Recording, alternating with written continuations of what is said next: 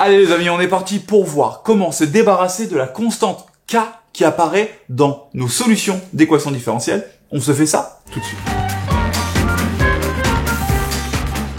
On vous propose un exercice où vous avez comme d'habitude votre petite équation différentielle.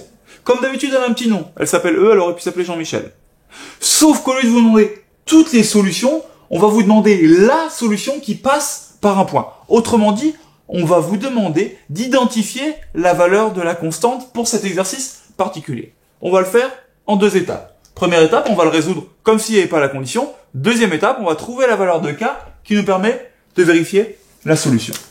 Ces équations-là, vous savez les résoudre très facilement. Y' moins 2y égale 0, ça fait y' égale 2y. Vous voulez toujours vous débrouiller pour avoir y' tout seul. Vous reconnaissez une équation de la forme y' égale ay, et du coup, vous savez que les solutions, elles s'écrivent f de x égale k exponentielle de 2x avec k qui est un nombre réel. On retrouve ici le petit 2 qu'il y avait là. Sauf que ce coup-ci, vous voulez pas toutes les solutions. Donc, on va virer ce bout-là. Vous voulez la solution qui passe par un point 0, 3. Donc, si je fais un repère, je mets mon point, ici, l'abscisse c'est 0, 1, 2, 3. Ça, c'est mon point A. Je veux que ma fonction solution, peu importe, elle passe par A.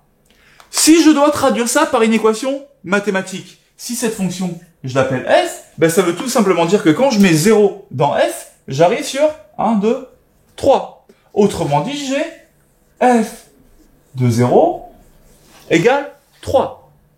Si c'était le point A de coordonnées 5, 6, j'aurais fait f de 5 égale 6. Et ainsi de suite, et ainsi de suite, et ainsi de suite. Si j'avais dû qui s'annule en 5, j'aurais dit f de 5 égale 0. Si elle s'annule en 5, ça veut dire que l'image de 5 c'est 0, donc f de 5 égale 0. Et maintenant que j'ai ça, eh ben, je vais le remplacer là-dedans.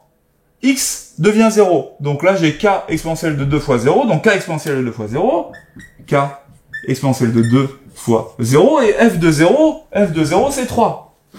Ok. Sauf que 2 fois 0, ça me fait 0. Donc 3 égale k exponentielle de 0. Oui, mais exponentielle de 0, ça me fait... Bravo à toi, champion, qui t'en souvient. K.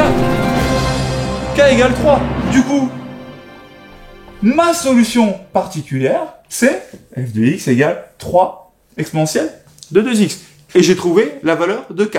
On vous en a mis en dessous à la fois avec la formule y' égale ay, à la fois avec la formule y' égale ay plus b. Entraînez-vous, ça pour le coup, c'est vraiment les points entre 10 et 15 au contrôle, donc ça vaut le coup de savoir le faire. À vous de jouer, vous êtes des champions.